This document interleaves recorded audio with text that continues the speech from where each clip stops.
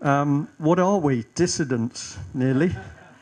And I know that some of the guys who've come out of the military fairly recently, if they've started to pick up what we're all talking about, that is how the Ministry of Defence is labelling them. So if you come out of the military now and you dare to start questioning what it's all about, you're a dissident, and I think that's one step down from a domestic terrorist.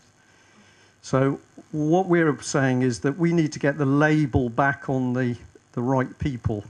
And in my opinion, the domestic terrorists are in Westminster, and we need to actually keep pinning these little sound bites on these people. Yeah.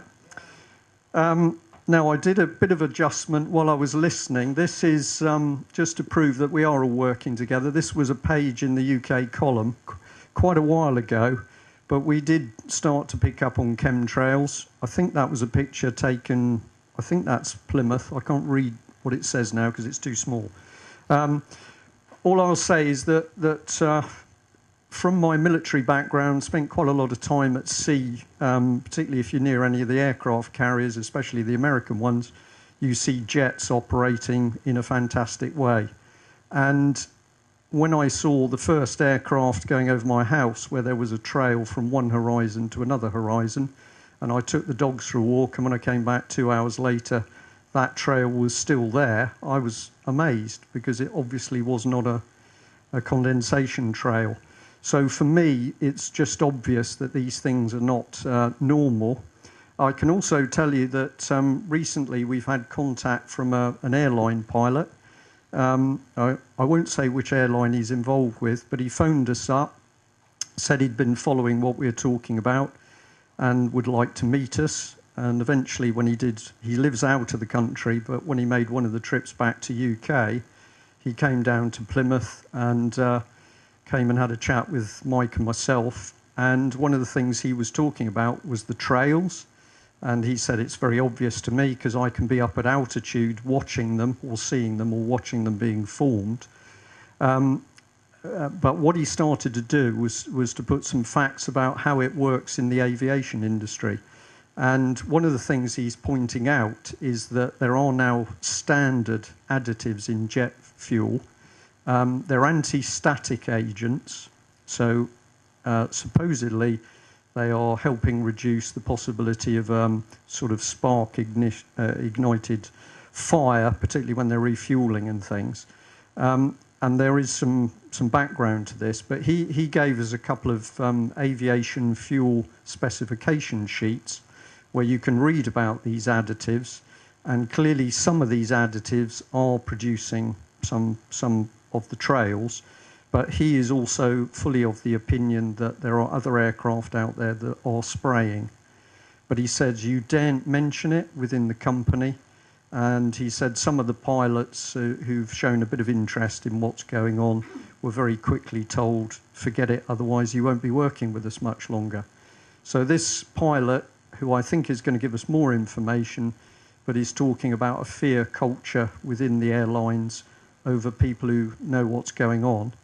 The other thing I'll say is that it's also obvious to me, I'm just going to say from a professional point of view, that you see aircraft that are clearly on a commercial flight path. So that's one problem, but then you'll see these multiple aircraft, many of them at very low altitude, 8 or 10,000 feet, and they are clearly not commercial because they're not fuel efficient at those low altitudes. So my opinion is this is real and it's going on. You need to get to grips with it. Are you saying they're actually creating chemtrails at 8 or 10,000 feet? Absolutely, yeah. Well, that's absolute proof that they are chemtrails because they can't... Because they're too low for condensation trails, yeah.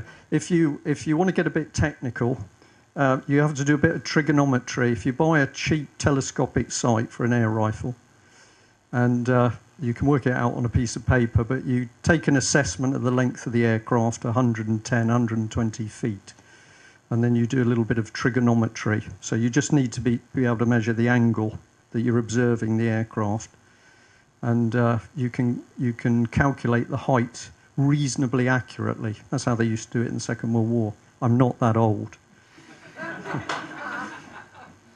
And this is the other thing that was mentioned, OSCE, and this is a document that I nearly fell off my perch when I found it on the internet, because all it says is common purpose. But this, if you just put in OSCE common purpose, you'll get it on Google. And if you read about it, they're talking about creating the security of the European Union from the Urals to the Atlantic.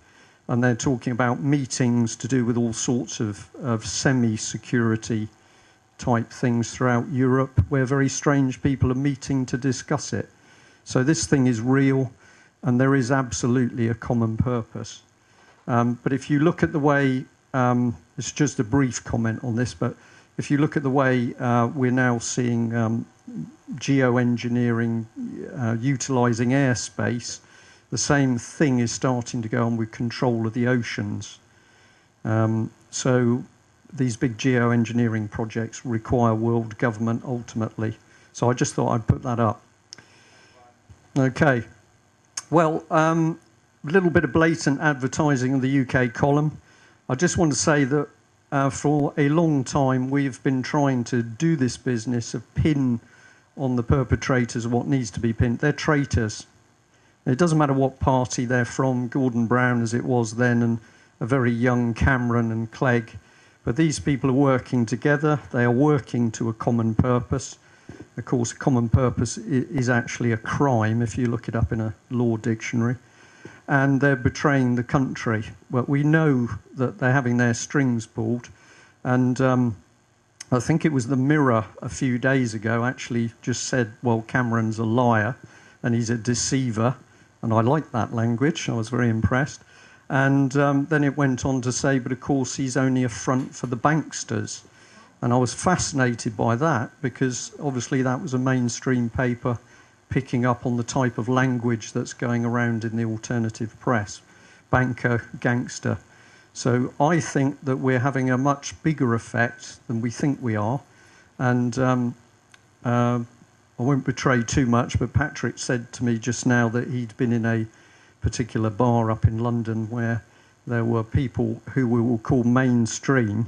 I only wear a suit because it's a sort of uniform. I know that if I keep my suit on, some people believe me, some don't, but I'm winning more than I'm losing. But he said that he was amongst suits, and they are now talking about reading our material and his material and other material. So it's good, isn't it? Right, now what I just wanted to do, and this is why I'm going to keep it quite loose, so I'm happy to drift around, but for me the biggest thing is this concept that we're being attacked, the subversion process. And this is the book that I first got this from. It was written by a guy called Christopher Story, who unfortunately is no longer with us. Many people are suspicious of his death. But whether it was suspicious or not, we don't know. But in the front of the book was a table. This is a similar table that I've got on screen. But essentially what it was talking about was the means by which society was going to be attacked.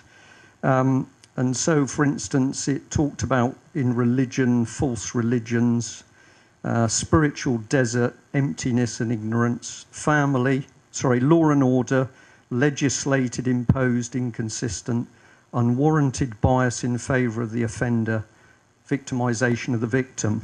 Now, what I've got on screen here is actually an early version. So the one I'm reading in the book is about 1985. This one here is from the 1970s, and it's very simplistic. I know there's a couple of spelling mistakes in it, but basically it's a demoralisation plan, 15 to 20 years. These are the areas of society that were to be targeted, and this was the result. So education, permissive. Well, Margaret's been talking about sex education, and they are really going at the moment to mess the young children up. But you wanted people to come out of the education system who were ignorant. And why do you want that? Because, of course, if they're ignorant, they can be easily controlled. A culture, false heroes. Does Beckham come to mind? Just as an example. Sits in the box with the Queen, I think, at Wimbledon. False heroes and role models, addictive fads. And this is mass sports, actually.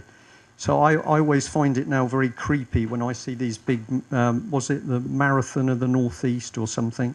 Or you see thousands of people all with their little pink ribbons or their little rubber armbands on. This is created, it's to get people thinking in a hive mentality. And of course, when you see it in a table like this starts to get you into the mindset of the people who are devious and evil enough to start to think about what they can do to mess us up. This is always a key one, family, break them up. If you break up the family, the state claims the children. And that is absolutely what's going on, and I'm going to talk a bit about that a bit. Health, junk food. And what do you want? Enfeebled masses, people who are not fit. If you watch an old black and white film, doesn't matter how corny the film is, if you watch it, American film, British film, the thing that always sticks to me now is you see people who are slim. They're all slim, you know, they look basically healthy and slim, and that's not the case now. You're going to take people off the land, you're going to urbanize, and you're going to cause trouble, all right, victimization. But the first bit is demoralize. And you can see it really in people's faces. I'm going to watch your faces pretty carefully now. I won't look at anybody. But if you look at people on the streets, and when I was sort of driving along trying to find the pub this morning, you know, you look out the window and just people look downtrodden. They look unhappy and sad. And people have put this in as a plan. This is the next stage, destabilization. So first of all, you get in and you demoralize people.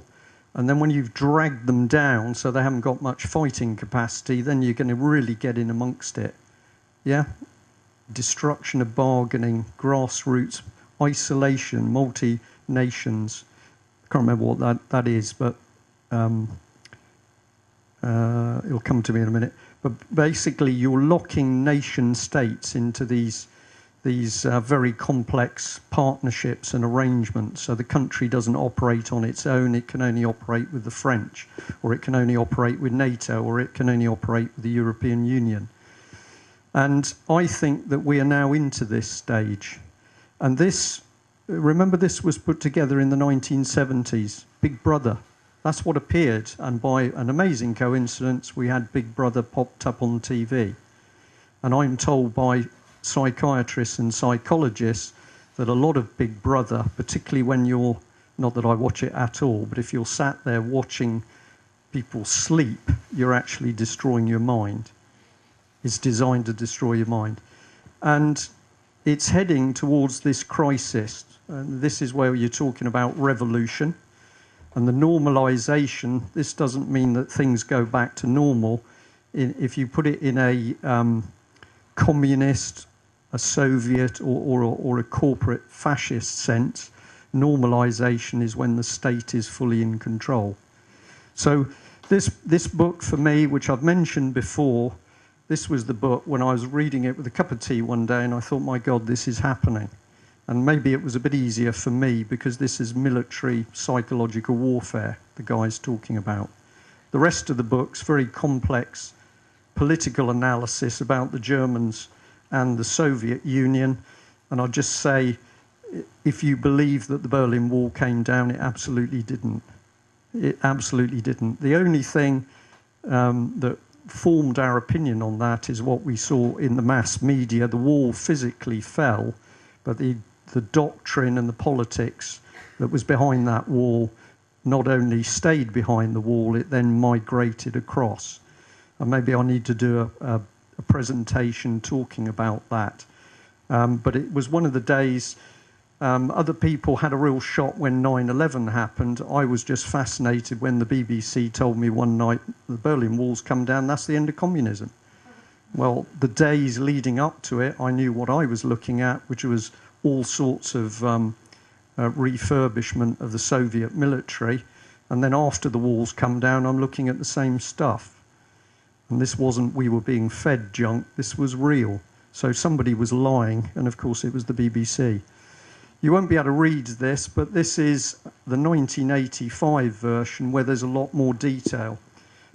Media, monopolisation of news and comment, manipulation of information and thought, constant criticism and discrediting of institutions, concentration on fake non-issues, double standards. When you read this thing, it's absolutely creepy in how accurate it is to what's gone on. Social relations, a focus on rights, not obligations. Erosion of individual responsibility. Internal politics, aggressive, poisonous party antagonisms, a sense of drift, a failure to get to grips with issues, constant lying and equivocation. It's absolutely spot on for what we're seeing, and that's because what's happening around us has been planned. So what I thought I would do, I don't really need to say much there. Big Brother's still here. Big Brother appears in the wings in the EU context. Big Brother is the collective, the beast. Big Brother gains credibility, power. And what it ends up with is psychological collapse. That's what they've been trying to do with the European Union. This beast gets bigger and bigger, and eventually everybody says it's too late and it's taken us over. But luckily, it seems at the moment that there's real friction. So the project is not going as smoothly as they'd wanted. But behind the scenes, this was the level of thinking of people trying to manipulate us. And the guy who produced it was a Soviet defector called Yuri Bezmenov. And what was he seeing? Was he seeing this as the New World Order, or was he seeing it part of CIA, or was he seeing it part of some other plot? I don't know. But I just say that when you read it, it's very accurate on what we're seeing. So I thought we'd basically take a quick flick through the areas that he talked about. I noticed Patrick went black and white, so he had his text slides. I went the other way. You're going to get all colour. But I thought I'd just pick each one of these and just have a brief chat about it. And at the end, I just wanted to get a bit of free discussion going. This is religion. And the significance, does anybody know who this man is? Right, this is Nicky Gumbel. And this is the man that is the big man of the Alpha Course. And if you look at churches across the country, you'll see a man struggling with a question mark over his shoulder. And they're all running this man's course. It's based not on the Bible, it's based on his little green book. And he's given huge rallies with most of the European Commission there. And here he is with this man that many people think is a war criminal. And Tony Blair was his guest at the Royal Albert Hall in London when Alpha Course had a huge rally to celebrate how many churches they've penetrated. I think this man's a political agent. I don't think he's Christian. I think he's a Satanist. This man is definitely a Satanist.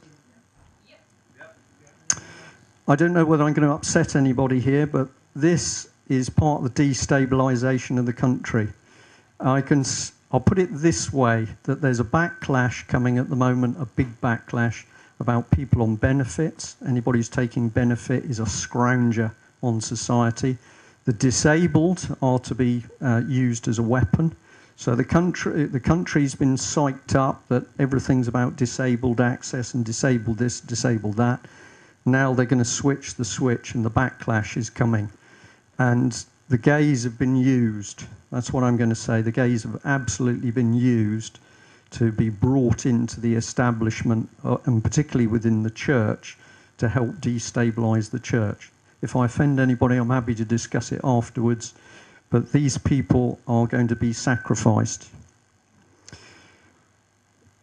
Education, if you take any look at what's going on in schools at the moment, sex education is just being rammed in the faces of children, ever younger, 5-year-old, and this is to get the children sexualised.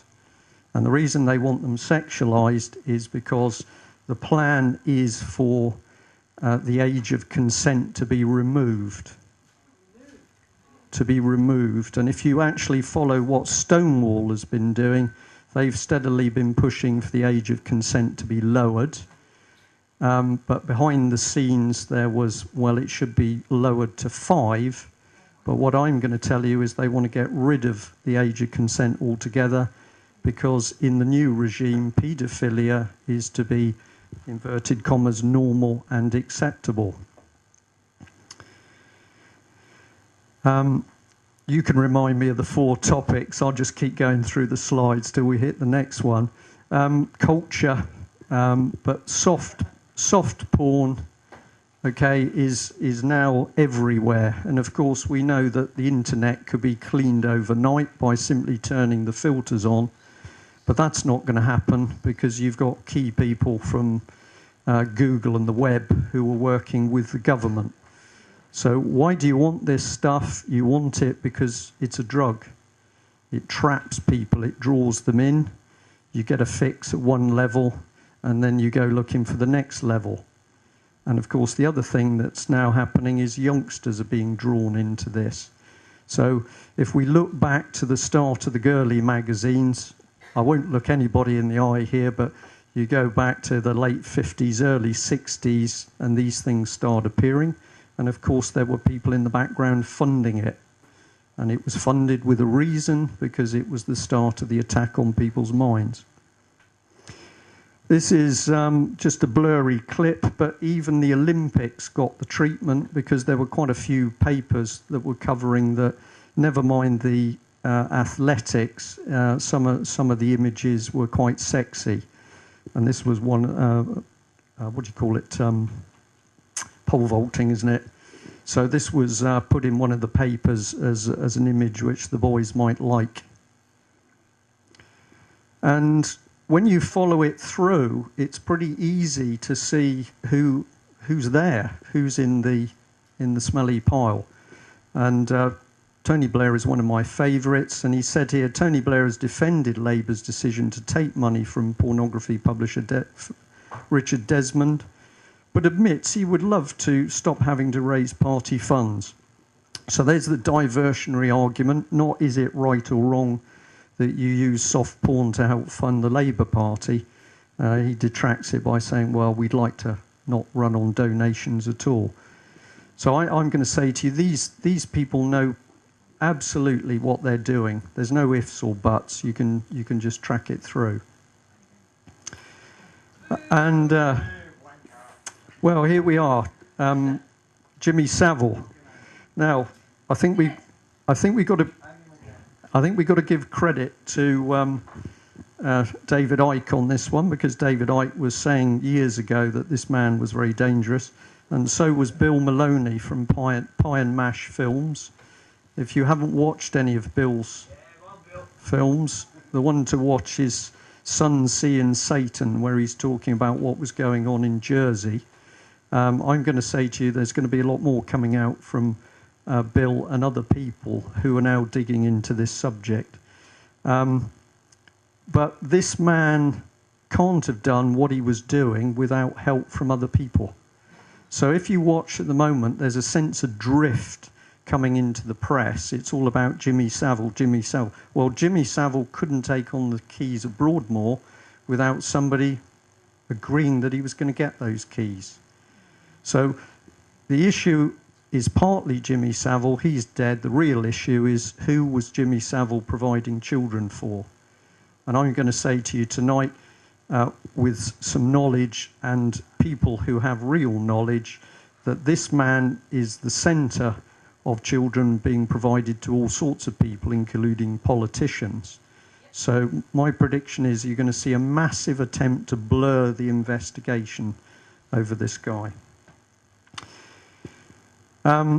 This lady is very interesting, Esther Ranson. She's been sort of caught in the, well, she's rabbit in the headlights, because at one stage she was saying, well, yes, this culture went on, and we were stopped from saying anything. So she's had all the publicity of running all the children's helplines, and this is the lady who stood up to protect children, but actually dig into her background, and she's another one that seems to have known what was going on and didn't do anything about it.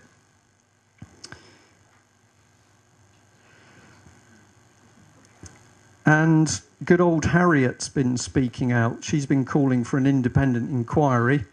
And she says the BBC inquiries into revelations of child abuse by Jim'll Fix It presenter will not be robust enough. Well, that's pretty outspoken, isn't it? But of course, she's an absolute hypocrite, because this is the lady who was working with the National Council for Civil Liberties, and she was the one who was lobbying for it to be perfectly lawful for people to take pornographic pictures of children. And the onus should be on the parents of the children to prove that their children suffered as a result of the pornographic photography, not that the person taking the pictures should be targeted. So this woman has campaigned for paedophile action. And now all of a sudden she's saying, oh, we must have a more detailed investigation. I don't think she means that. I think she's one of the politicians that actually is desperately hoping this investigation is going to be shut down. And here's Jack Straw, accused of misleading MPs over the torture of Libyan dissidents. Welcome to Britain 2012, because we're involved in torture with the Americans. But this is also the man that amended the family court rules and rules to do with children so that children in care were not allowed to speak out if they were being maltreated. Why would you introduce a law like that? I'll tell you, because you want to protect people who are abusing children. It's an unfortunate coincidence that his brother was actually accused of that. Here he is. 2009, the media will no longer be able to identify those involved in cases such as the Websters. That was a child case. It will also be illegal for any children currently in care to speak out, even if they feel they're being maltreated.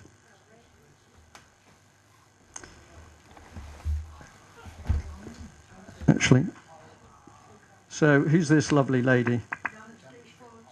Yeah, Janet Street Porter. And she's very interesting because she's also been speaking out about Jimmy Savile. And I should have a little audio clip here. Let's see whether it Janet Street Porter, what do you make of the way the BBC's handled this? Well, it's a classic way that they usually handle these things, which is to, instead of setting the agenda about how a story is broken and containing it, they react on a day-by-day basis. And when I was an executive there in 1988 and I worked alongside you, I think you'll agree with me, they haven't really learnt a lot in the intervening 24 years. Doesn't it show... Sorry to interrupt, Steve. I just want to say one thing, that Chris Patten and George Entwistle say they want to slim down the top layers of the BBC. Well, here we've got a classic reason why they should as soon as possible. And Mark Thompson said the same thing when he was DJ. Because all these labyrinthine systems of reporting, here we have a scandal that can't be contained because the flow of information is so complex. Well, except that they say actually it isn't that complex. Right, did you get what that woman said? Well, she is saying that the trouble with the BBC is they're a shambles because they haven't been able to control the agenda and contain the Jimmy Savile. She's not saying we need to get the lid off it and get the truth out. She's criticising the BBC because they haven't contained the story properly. So should we try and play it again? I'll probably just have to go... OK, hold on. Hang on a minute. Oh, it's the glass. Can you move the glass? We just moved the projector straight. Oh, yeah. OK. That's it. OK, that's good. All right, I'll try and play this again. Janet Street Porter, what do you make of the way the BBC's handled this? Well, it's a classic way that they usually handle these things, which is to, instead of setting the agenda about how a story is broken and containing it, they react on a day-by-day basis. And when I was an executive there in 1988 and I worked alongside you, I think you'll agree with me, they haven't really learnt a lot in the intervening 24 years. Doesn't it show? Sorry to interrupt, No, go on. Steve. I just want to say one thing, that Chris Patton and George Entwistle say they want to slim down the top layers of the BBC. Well, here we've got a classic reason why they should as soon as possible. And Mark Thompson said the same thing when he was DJ. Because all these labyrinthine systems of reporting, here we have a scandal that can't be contained because the flow of information is so complex. Well, except that they say actually it isn't that complex. Yeah. Yeah, it should have been covered up better. She's also saying that nothing has changed since I wrote the BBC. Yeah. Does that mean These people know. Well, I'd give my opinion. My opinion is that the BBC has not only been riddled with this stuff, but basically the BBC has been helping to peddle the agenda which is taking us towards making paedophilia acceptable. Right? That's where I think the BBC's been going. So I might as well add at this point, I feel that now is the time for people to really focus on the BBC, and why should we pay our TV licences to an organisation that is promoting paedophilia? especially if it's in block capital letters? Absolutely. Well, this is artwork in Ilfracombe in Devon, and it's Damien Hirst, who's had previous statues before. This is huge. It's about 40 foot high. So on one side, the woman has got all her skin on, but this side, she's flayed. So baby's in the womb, and you're seeing muscle and tissue. And that has been a... Pardon? Right. If you read... I may be able to find it for you in the book. Hold on, I'll see if I can find it with my glasses. I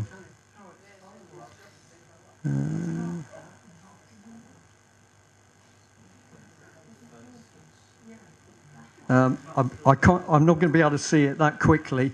But if you look in this agenda for the attack on our minds, empty, unpleasant artwork, meaningless artwork, and this stuff is appearing all over the country. I've been on about it for some time, and I'm pleased to say I now get people sending me photographs and film clips of artwork that's gone up. This is designed to interfere with your mind. It is unpleasant, it's vicious, it must be incredibly scary for a young child, and it is designed to help people towards breakdowns. Surely it's something to do with the future of the way DNA is going. DNA manipulation, the way that they're messing around with our genes.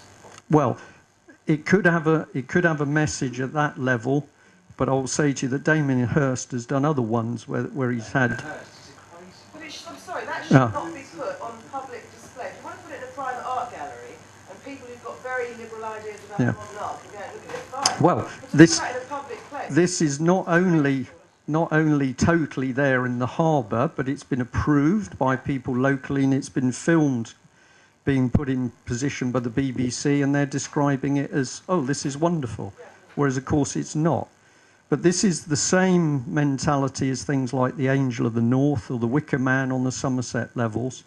So if we, at the end, I'm happy to sort of, let's get into things a bit deeper, but what is starting to overtake us isn't just a political ideology. This is stuff which you can call satanic, or you can say that it's very darkly spiritual. A useless, futile warrior that's pregnant and can't battle. Maybe. Can I intervene? Don't mind. Yeah. Have any of you heard of the 2040 program that's going on? Russia did a program back a year ago where they invited all the top scientists to come in, and they were discussing the next 40 years of the evolution of humanity. And what they're trying to do is mould humanity with machines. Yeah, transhumanism. I don't know if you've heard about this. It's gospel truth. Yeah. Go on YouTube, sort it out. 2040. Put it in. 2040 program. Yeah. They want to make us no more than humanoids. Well, I'd just say that I have watched with interest as how we're seeing particularly the wounded coming back from Iraq and Afghanistan, very quickly being fitted up with high technology limbs. And I think there's more to it than just helping people with prosthetics. This is about the transhumanist agenda. But anyway, this one to me was particularly unpleasant, so I chose it. But if you look in the description of how we are to be attacked, it's a play on our minds. We replace beautiful, creative artwork with very dark and unpleasant stuff. This is also comes under sort of culture. I touched on this in South Wales when we were on the not very nice subject of suicide. This company that receives First Light receives National Lottery funding, and they help children, filmed by over 11s. This is a documentary about a dog who commits suicide. It's a cartoon, and it's made by young children. And when I phoned the company, you just get this sort of very casual, blasé attitude. Well, what are you concerned about? But we've paid for that. Our money's been used for that. So we take another batch: law and order, social relations, security, internal politics, foreign relations. BBC actually reported this, but on the basis of London riots, there's a need that we have faster courts, so fast that you don't even have to appear in them. You can appear by video link, and you're in the court, dealt with, sentenced and out. So these are the Stasi courts. And of course, Ken Clarke was the man who set this lot up, and then he's slipped out of the job. But they're using the trouble in London as an excuse that they need to have a system of mass courts. Of course, none of them will have juries. So this is very, very dangerous stuff. And of course, it's we've seen what Blair's been up to with Jack Straw, but now we've got the residue of Ken Clarke. So you get in these courts, there is no jury. Just put up a photograph of the courts of misjustice, injustice, whatever it is. We could have a big discussion about that building, but if you've ever been to any cases up there, you just get a feeling that it's one big building of corruption. Here's the trouble on the London streets that we've seen. So just bear in mind what that table was talking about. It was starting to talk about breakdown and conflict, and now we've started to see that happen. And we've also got the police now acting unusually. So how many of you saw this? This was a blind man who they tasered because they thought he was carrying a samurai sword. So the police were initially, I believe, in a car. They didn't bother to go by him. They didn't bother to get in front of him or look. They simply tasered him and then jumped on his back and handcuffed him with him saying, "I'm blind, I'm blind." The papers made a big deal out of it, blind man tasered. But what I'm interested in is what was going through the minds of the police. Excuse me, a white stick really looks like a sword. Well, absolutely, yeah. So we're talking to quite a lot of police these days. This is getting very interesting because they do talk to us and they're taking information, and they know that they've got colleagues who are not acting normally. And I think this is the result of the training that the police have been given, and they are not acting normally. Do you mean mind control? Yes, I do, yeah. How much of the English police force is checked already? You know? I don't know, but what I would say, if we come in positive, I do want to be positive by the end of this, but the police that are talking to us, if I go 2 years ago, they were very cautious in what they'd say. Now police are saying, we're watching colleagues, we've got colleagues who are not acting normally, we've got training courses coming up we don't like the look of, we're worried about this. And so I'm sidestepping your chipping question because I don't know, but I do believe we've now got police who are actually starting to say, hang on a minute, what's going on here? Yeah. But, in my opinion, for supposedly trained people to taser somebody like that, they're not thinking properly. There's something else going on. Defence, well, something close to my heart. I know that lots of things I believed in the old days not true, but if you just watch the national defence capability is being eroded and stripped away, and that's to lock us into these partnerships that this book was talking about. So Cameron hadn't even been elected, and the manoeuvring in the background was to lock us into a 50-year partnership with the French, very reliable allies over many hundreds of years. And of course, the is got rid of our aircraft carrier capability. Now we know that something very interesting that happened is that after the decision was made to take the carrier out of service, they had teams on board within a matter, well, it was within two weeks, 10 days, who absolutely destroyed all of the computer systems and the main cabling. So if you wanted to make sure this ship was never going to be used again, no possibility of putting it in mothballs, the teams wrecked it electronically. And they did exactly the same with the maritime patrol aircraft, the Nimrods up in Kinloss. In fact, they had the teams to destroy the simulators actually at the gate the morning the decision was made to scrap the aircraft, but the team were at the gate before the decision had been announced publicly. And they went in and destroyed all the simulators, which meant that there was no way the Nimrods could be saved. And then, of course, like.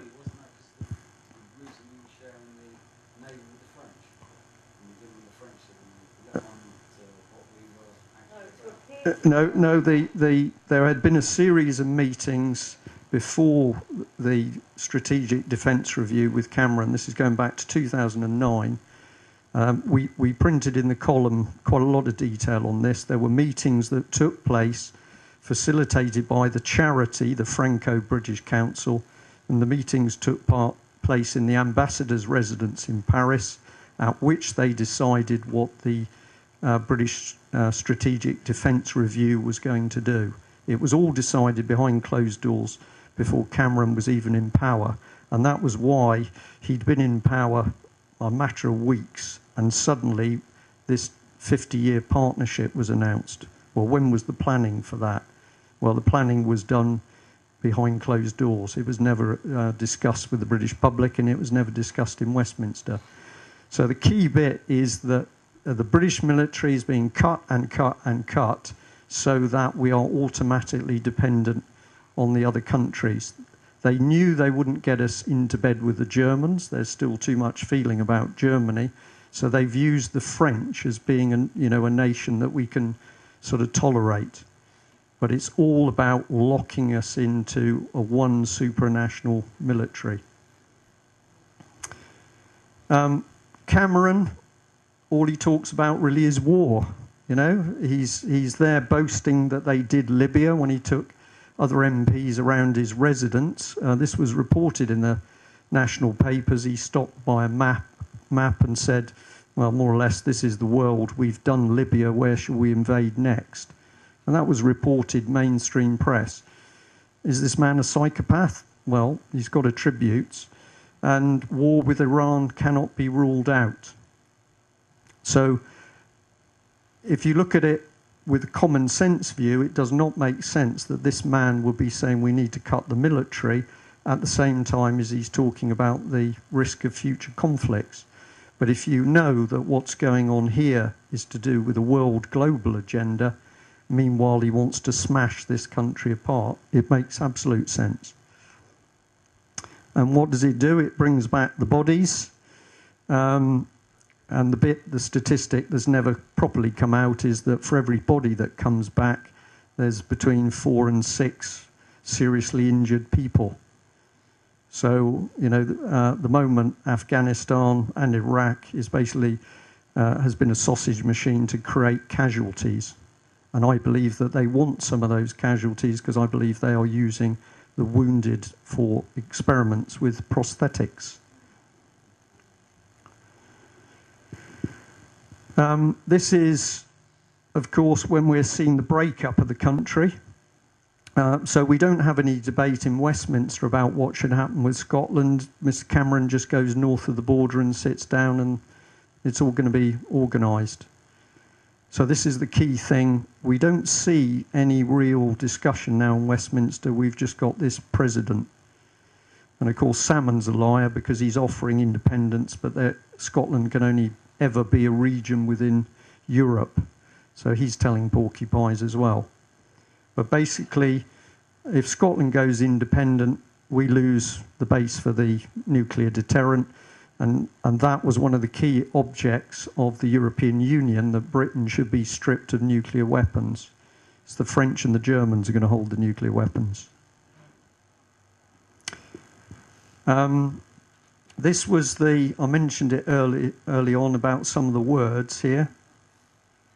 Banksters and speculators, Cameron smirk. He deceived voters to stumble into number 10 and will trick and lie to prolong a Downing Street occupation. So that was the Mirror actually said that. And I think that's pretty impressive that we now got mainstream papers that are calling him a liar.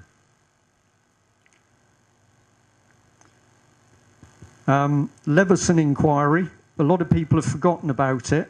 We did a front page leading article on Leveson in the column because we basically said the whole thing's a sham. So it was set up with the help of Common Purpose and the Media Standards Trust. They called for the inquiry. They set up the Hacked Off campaign. And then, of course, David Bell, who was chair of trustees with Common Purpose, and also chairman of the Media Standards Trust, is selected by Leveson to run the panel. So what's going on here is the real start of the state close down of the media, but at the same time, Cameron simply withholds the emails he doesn't want the public to see. So we've already got the elite in position, and it's quite clear that the aim is to get fairly draconian controls over the mainstream media. Hence, as Patrick and the other speakers have said, we need to make sure that we keep the alternative media not only there, but growing as fast as possible. There's the happy couple. I think she got a payoff for 7 million, so she didn't disappear in a car crash. They've obviously decided to buy her off or buy her silence. And this man, of course, had to speak up. This is, do you know who this is? This is Chris Bryant MP. It's very interesting. He was a vicar at one stage. He worked for the BBC at one stage. He's Common Purpose through and through. But he was a victim of phone hacking. And he said that there's got to be, much more draconian investigation into what's going on. So this is the man that the media puts forward that we should pay attention to. And this is really how the UK column sees him. Because this was him advertising on a gay partner site. Sorry, chaps. But it's quite incredible that the press is prepared to put forward these people as people that we should listen to their opinions. Yeah, but not bad. Vicar, gay, Common Purpose. Okay, we're not going to get into a discussion on the Y fronts. And here's another one, of course, right? Poisonous party politics, a sense of drift, a failure to get to grips with issues. That's what the plan said. And so if you're going to do that, what are you going to do? You're going to bring into Westminster people who are basically bent. So this man, fiddled his expenses with his living lover. Well, a lot of people said it was a criminal act. And now they've had attempts to block details of expenses, but one of the papers has actually blown the lid on it, that a Labour MP was renting out her property to another MP. So basically all the public money's just been circulated in a fraudulent loop. Why do you want bent, corrupt MPs? Yeah, and you can control them. And the key method of control of these people is the children. Right? I keep stressing this. You can get away with fiddling, fiddling of expenses, you can get away with a bit of drugs, you can get away with rent boys, as that, I can't think of his, Oates, was it, the Lib Dem MP? Okay, what you can't get away with is paedophilia.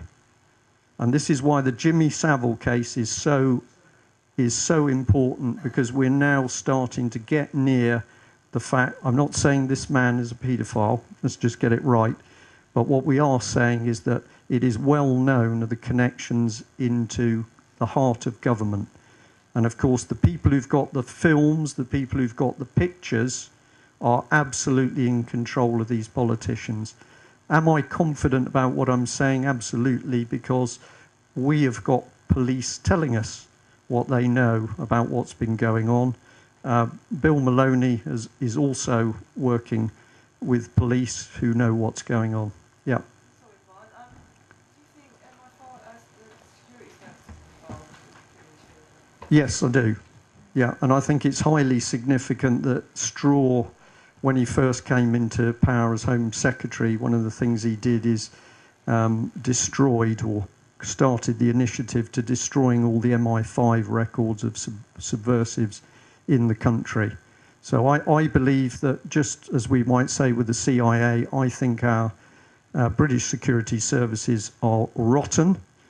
I don't think they're rotten to the core. I think there are still good people involved. But like the police, we've got a bit of a battle going on as to which side is actually going to win.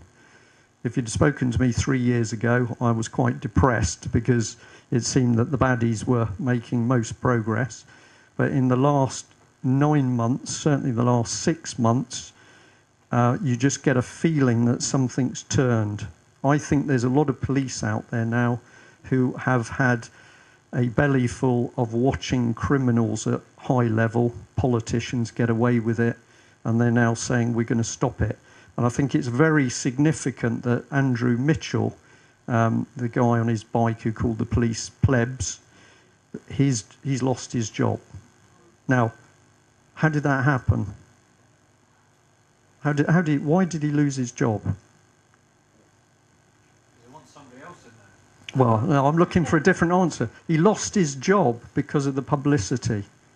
If you analyse what did the damage, it was the fact that the story came out publicly and then the truth just put the squeeze on him, and eventually it's got rid of him. And the reason I wanted to flag that up is because if we talk about what we can do to stop what's happening, it comes back to the truth and exposure. And also making sure that you know the person you're going for. So it wasn't an unknown person who'd sworn at the police. This was a known man. His face appeared in the papers. Bang, they have to get rid of him. So there's a lesson to be learnt for us.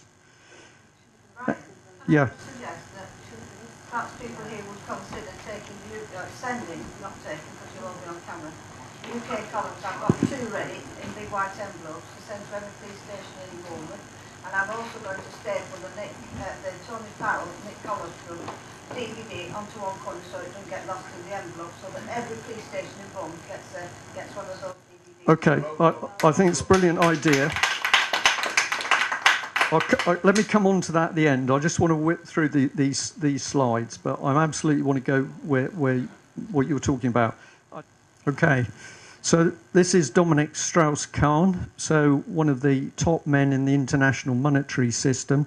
So he was accused of rape of a maid in a New York hotel. But in this amazing Guardian article, they're pointing out that he's been basically saying, well, men of a certain status, i.e. his sort of status, need to have these parties. And of course, he later went on to be exposed of having parties with prostitutes in France. But he's quite calmly saying, well, you know, this is the way we are. We sort of need these things. And he then goes on to boast that actually it's a bit Eyes Wide Shut. Now, how many of you have seen the film Eyes Wide Shut? If you haven't, you can watch it on... It's very explicit, but particularly if it's the European version. But you can see it on YouTube in clips. But basically, it's starring Tom Cruise here, but it's showing basically what is going on amongst the elite and the type of parties they're having. And it's a mixture between Satanism, well, it's Satanism with orgies. But it's very interesting that Mr. Khan feels cocky enough to say, well, this is the sort of thing we do. Yeah? He's confident. And I think this is one of the advantages that we're getting at the moment. The other side is getting too powerful, they're getting too cocky, and it's going to be their downfall. On the subject of cockiness, here's Charlie Boy. And of course, we've got a man who says he should be Prince of Europe, Prince of Darkness, Dark Prince of Europe. And he's been writing and lobbying, but we're not allowed to know what he's talking about. And they've said that the Attorney General, Mr. Grieve, has said that they're not going to release 27 letters because it could damage the prince's ability to perform his duties as king. To which I say, well, if he's written a letter which is going to damage his performance as a king, we need to know about it. Yeah? Absolutely. But of course, the thing's being covered up. So now we've... Pardon? What could he be saying? Well, I don't know. We could talk to his butler, because he'd probably tell us what he's been up to. I'm not sure where this is going to go. Okay. Cameron, you know, who is running the country? We've picked up on this, bit of a sensitive subject, but David Cameron's on record as saying that his loyalty to Israel is unshakable. And I find this a fascinating comment, because if his loyalty to Israel is unshakable, where's his loyalty to this country? And I don't mind whether it was, you know, North Korea. He could be loyal to North Korea. The important thing is that he's telling us that his primary loyalty is not to this country. Yeah? And he's said this very clearly. Hang on a second, Mark. So basically, when you analyse it and you start to see British MPs of all three parties destroying the country, it does start to make complete sense. We think these people are British. I don't think Cameron's British. Well, I don't know what he is. Cameron said, on the day he got back from India, he actually said on the 6 o'clock news, and it was never shown again, and I think it was a missed thing that they put it on. He said, these were his exact words, the people will have to get used to the new world order. And then he said, I am proud to be able to trace my ancestry back to the Ashkenazis, the Zionists. Yeah, well, I'm going to say I don't know, but I think it's a reasonable question. Is this man working for us, the British, in the broadest sense, or is he working for somebody else? I don't know. He is the fourth cousin twice removed of the Queen of England. That's a genealogical record fact. And that doesn't do him any favours, does it? So just put another slide in. Here he is working away, you know, with Mr. Rumpy Bumpy. An EU referendum well, it's not going to be an EU referendum by Christmas. He's talking about an EU referendum in the middle of the next Parliament when the Tories are re-elected. So again, everything is politics out of our hands. It's virtually the dictatorship. Sorry, so I'll go back. Family, health, race, population. Now this is getting quite interesting. Other nations are now flagging up that their children are being taken away by Britain.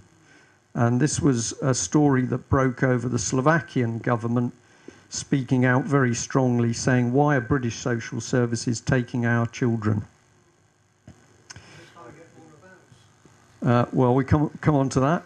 This was a demonstration in Rome, and this is the Italians saying, why is the British government taking our children? 1 in 100 patients to be put on a death list. Wow. How much, you know, I mean, how much more in your face could you get it? We're now heading towards the euthanasia program. We're not going to be looking after the frailest and weakest people in society. We're going to be putting people on death lists. And a man sent me an email and he says, I suppose it will be the death vans next. Yeah, pick them up from home and they never arrive at the other end. There was talk of it. This is, I keep my eyes very high here. This is in feeble masses and the diet. And I have to say that the times I've been to America, a couple of times I've been staggered at what I've seen. So clearly people are being attacked by their diet. There can't be any other reason for it. No, that's true. Well, whatever, but something's not right, is it? And here's the bit I was getting at with sort of disabled people. They're now starting to put across this image that if you're on benefits, you're a sucker, you're a leech on society.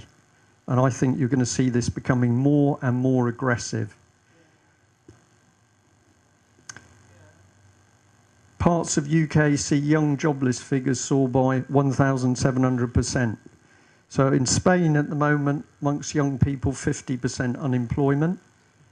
Not being mentioned really at all on BBC. But the problem's also starting in this country, and we've recently pointed out on UK Column Live that they're lying over the jobless figures in this country because part-time jobs are being counted as jobs. So if they say 500 jobs were created this month, of course many of those are part-time. They're not jobs which can sustain a family. So they're skewing the figures. So this is the economic collapse. This is basically celebrating diversity. Now this is a difficult subject because we have all been so politically corrected that we don't like speaking about this sort of thing. But I talk to all sorts of audiences. We're told that we're celebrating the difference in cultures, but in actual fact what's happening is we're all being used to attack each other. So we're not celebrating the differences, we're actually forcing people together. And this is absolutely deliberate because in the one world order, of course, there's not going to be nation states.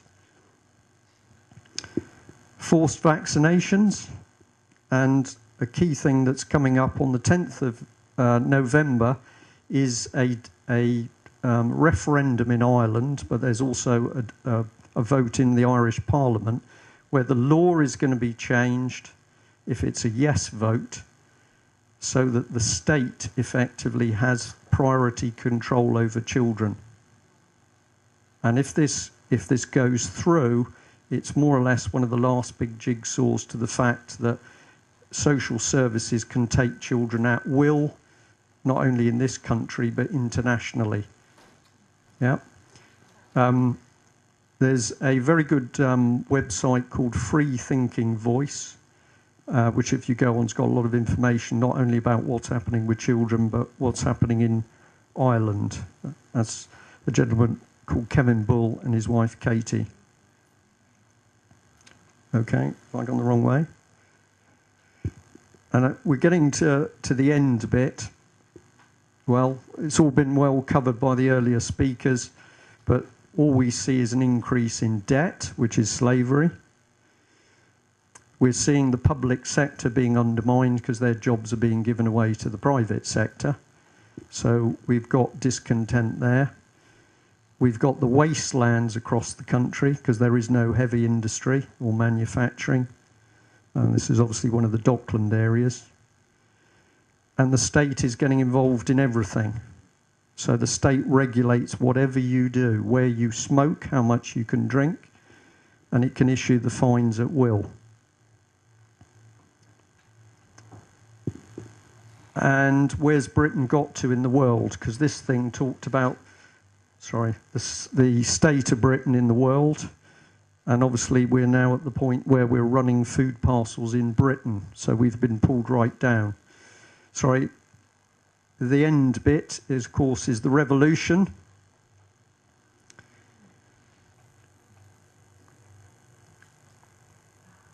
And this is what they would like, is the state. Now, I'm going to say I don't think they're going to achieve it, okay? But I've got a couple of bits here.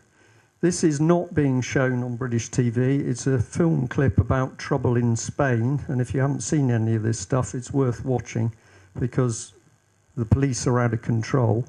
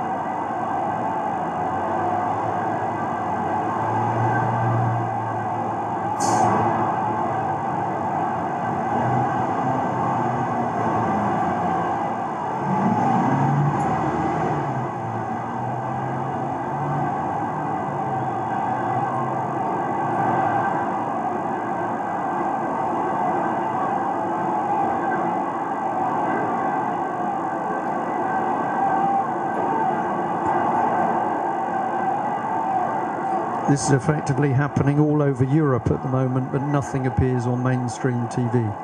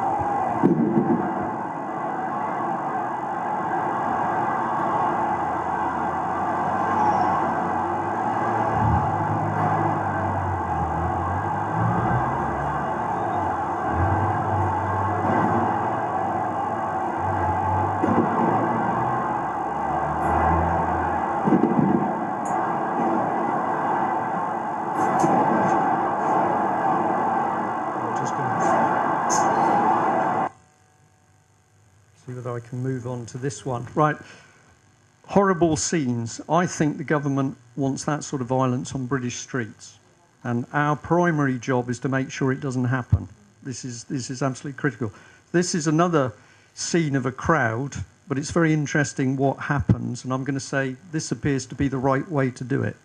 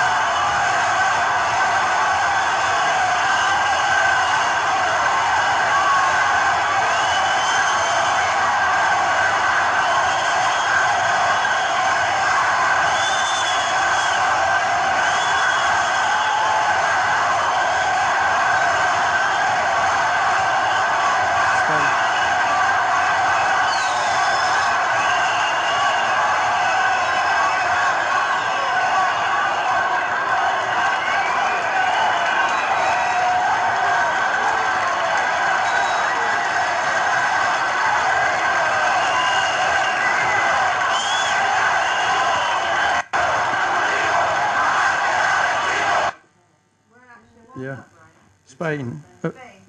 Was it? Might have been Italy.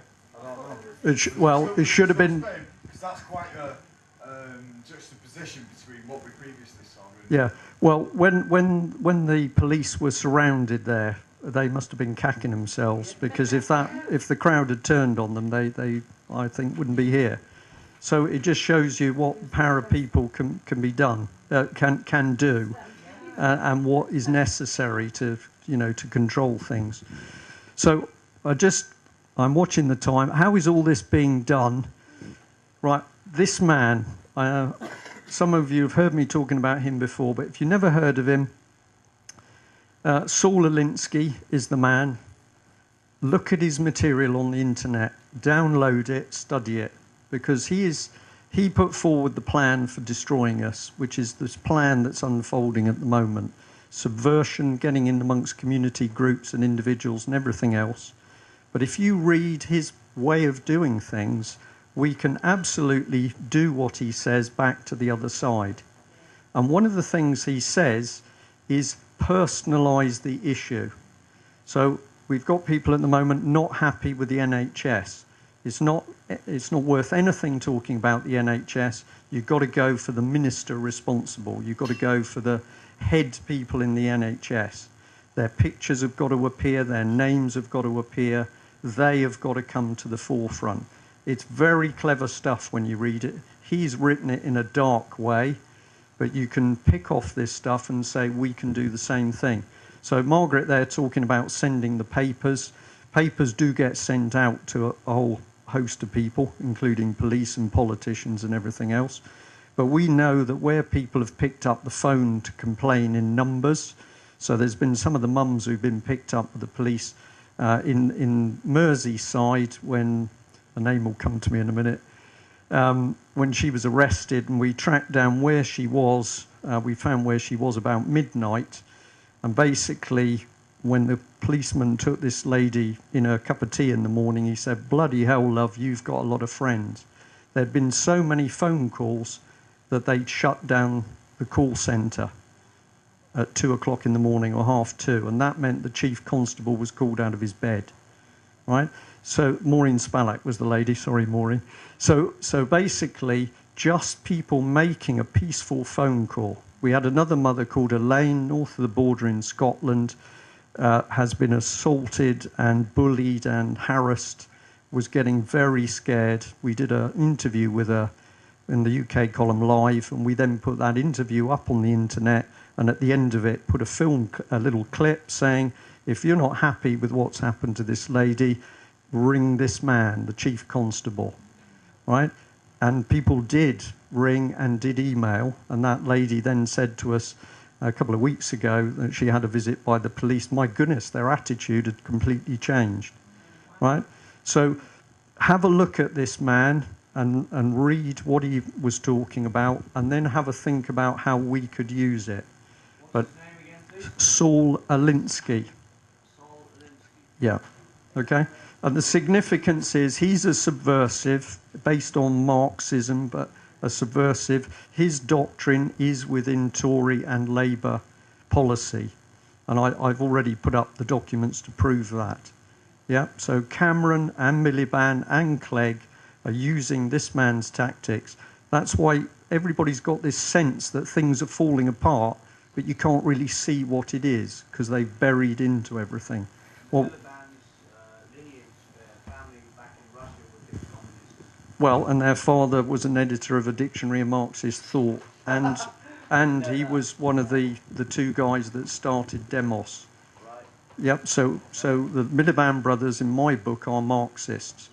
Well, I mean, are they really Marxists at heart?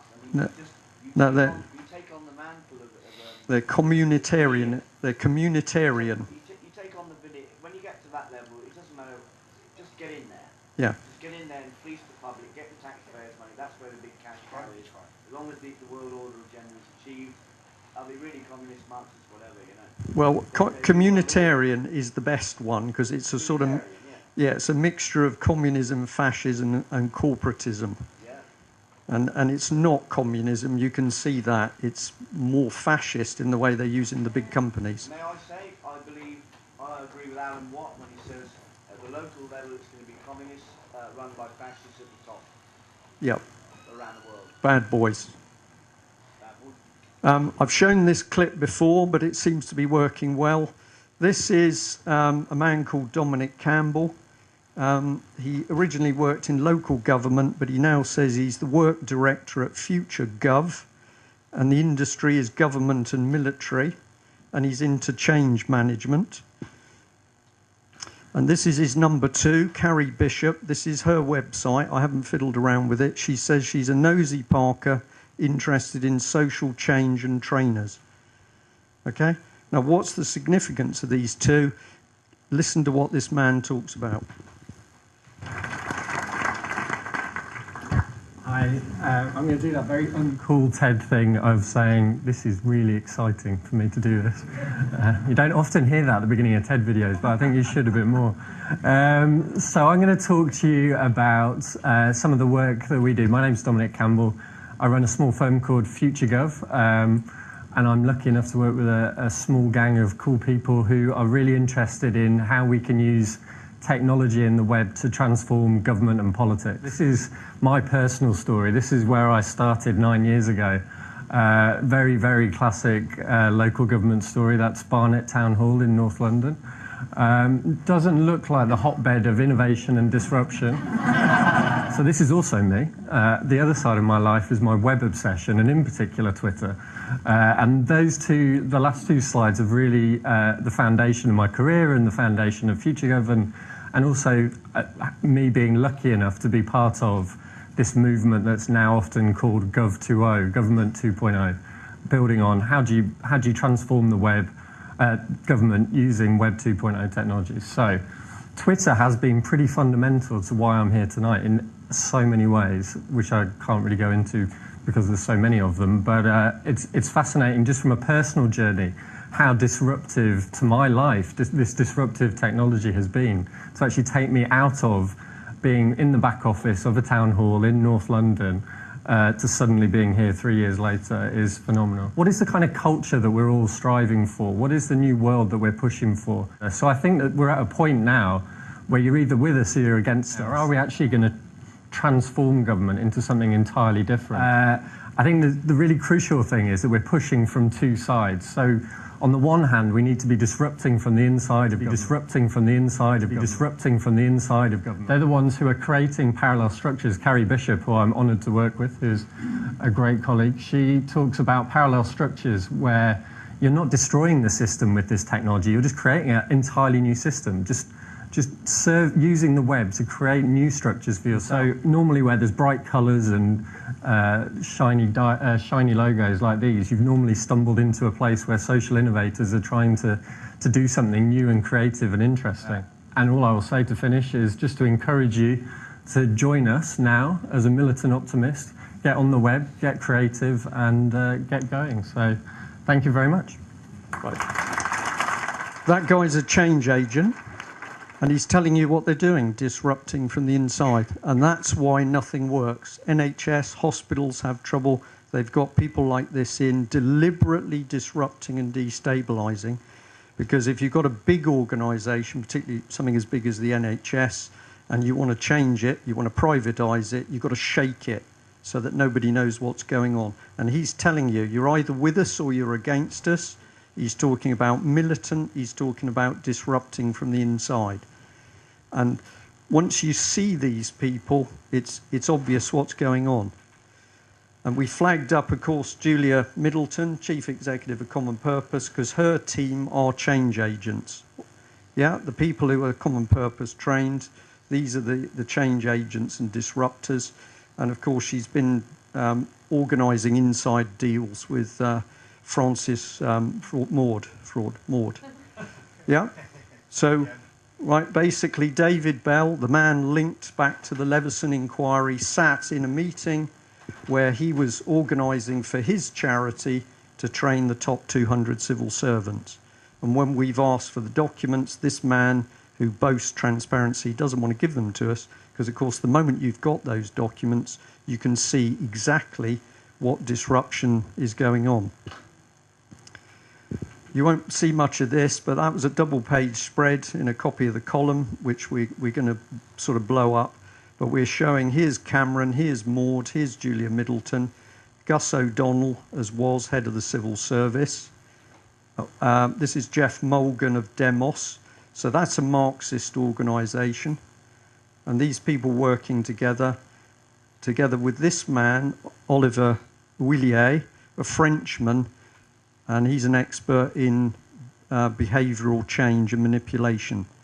So they were holding meetings, and that's what we got a sniff of. So we asked for documents about the meetings these people were having, where they were discussing how to change the way we think and behave. Right? So the disruptors disrupt, and these people are working on how they play around with our minds. Keep calm and carry on, of course.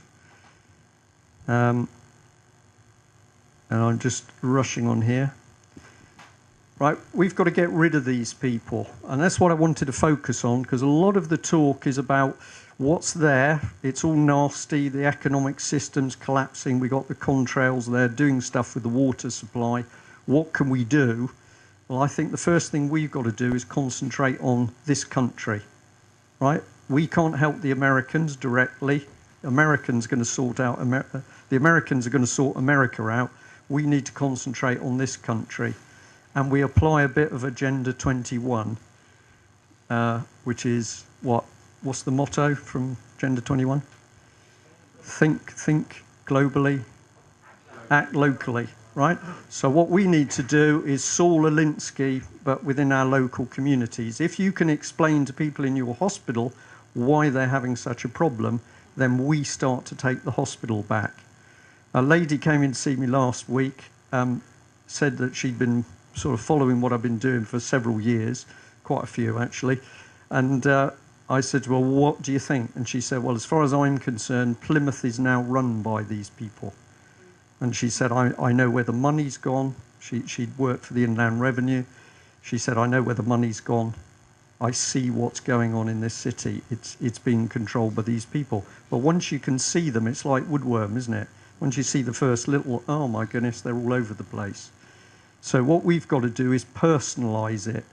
If you've got an area of government that's not going right, we need to be talking about the minister concerned, the NHS official. Yeah, personalise it. Ryan, I know you're a bit short time, but can I say one quick thing? Yeah. I was given a message on YouTube recently, a private message, that skateboarders in Bournemouth are being employed by Common Purpose. One or two of them would be the older types, leaders, to sniff out anyone who's disagreeing with the government or... Yeah, this is absolutely right. It's not just Common Purpose. They're using all sorts of charity groups to do this. Apparently they convince these young lads that they're better than the others and they're leaders. Yeah. They groom them to be leaders. When I handed them chemtrail leaflets, they were very interested. And then the 17-year-old, 18-year-old guy swung up on his skateboard and said, what are you preaching at us for, man? Go away. You know? Yeah. And it was very odd. And then I got this message and I realised, you know. Well, if you get into this psychological manipulation, they are going for young people, they're going through the schools. What we've got to do is keep pushing the message back the other way. And coming up here in the car, I got a call from somebody to say that there'd been a demonstration outside a Totnes school where the sixth form were demonstrating and handing out leaflets against the cervical cancer jab. I can't think what it's called now. Is anybody call? Right, what did the school do? So the sixth form are handing out leaflets of the danger of that vaccine. They called the police. So the school called the police on their own students. So what we're going to do is be talking to a few people in Totnes to see whether we can get more leaflets out. But doesn't that tell you something wonderful that 17-year-olds are now... Well, there's that. Yeah, well, there's that as well. But this is where the good news is. Don't know whether you know about this one, but this was painted in a London street, and of course there's been big complaints about it as being anti-Semitic. The interesting thing is that it's pretty accurate, isn't it? We've discussed money supply. So we don't need to actually ask too many questions about bankers, but is this correct, what's being shown? And of course the second talk we had was on the money supply and the monopoly board, and here it is. Yeah, but people are waking up, so it's obvious. Okay, now this was the latest UK column. I still can't tell you the name of this gentleman. I do know who he is. But this man stood up single-handedly to report what was going on in a school, Oxford and Cherwell Valley College. And he was reporting confirming horrific physical and sexual abuse of students.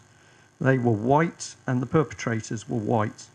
And what we've been told by students is this man lost his job. He was then victimised and bullied and harassed. And all sorts of things have gone on around him. Now, we decided to put him on the front page because something interesting is happening in Oxford.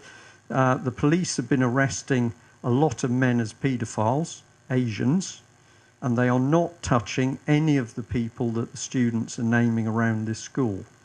So they're picking up the Asian paedophiles, but they're not touching the white paedophiles. And here we've got an Asian gentleman is the Good Samaritan because he stood up to defend the other children. And what happens? He gets victimised. Why? Because the government wants violence. And they are determined to get violence. Black and white, Christian, Muslim, Chinese, it doesn't matter what division they can create, they want the violence. So if you come back to that rioting on the streets, If they achieve the rioting on the streets, we lose, all right? If we can keep everything peaceful and you keep the knowledge flowing through, we win.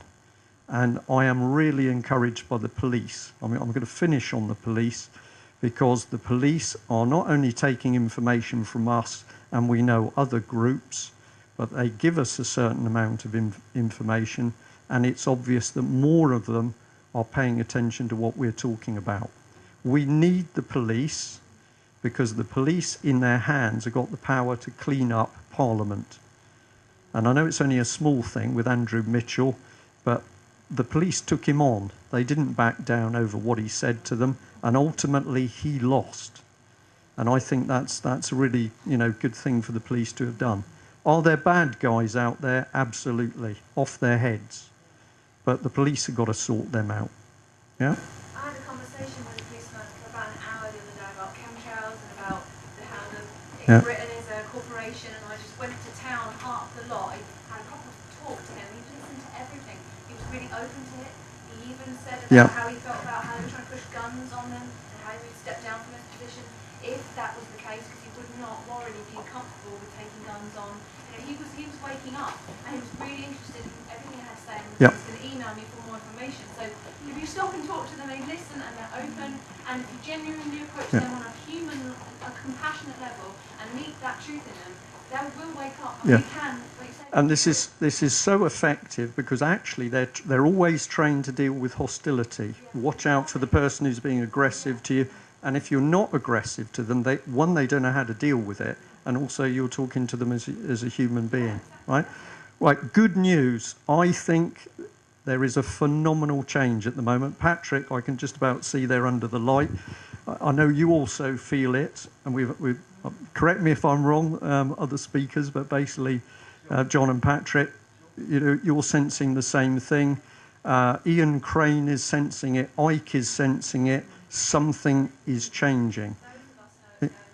Yeah. And we've got to keep pushing. And I'm going to say, I'm looking at all of you here, and what a brilliant event, okay? You've got to do something from here on. Now, I know some of you have travelled tonight, but if you're local, can I suggest you meet, say you're going to meet once a month, and just start to do your own thing, and it will grow. Yeah, but don't just walk away that it's been entertaining and you've picked up information. You need to do something. Yeah, I did a WI hall with 17 people as the first one. Ian Crane, I think, said he had 8 or something like that.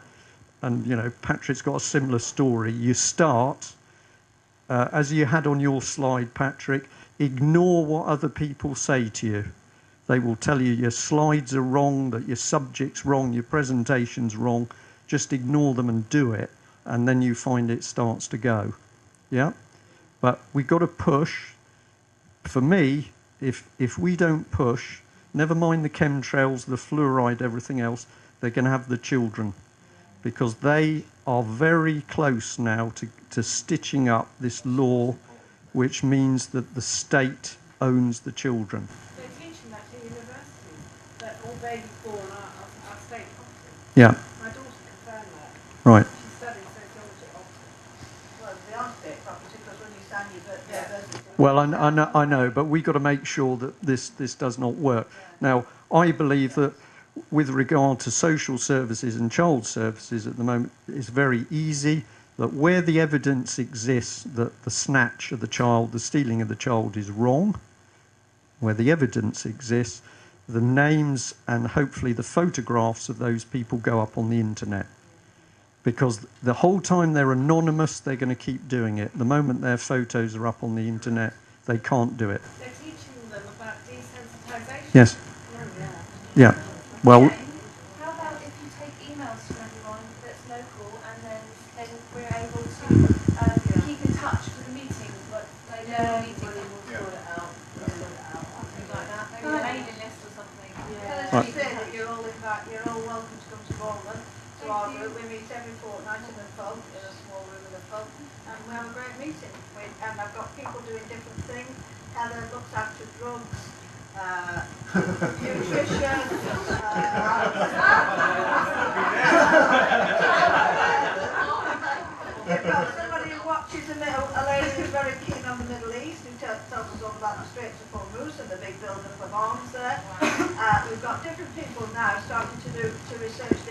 crisis, or it's really great.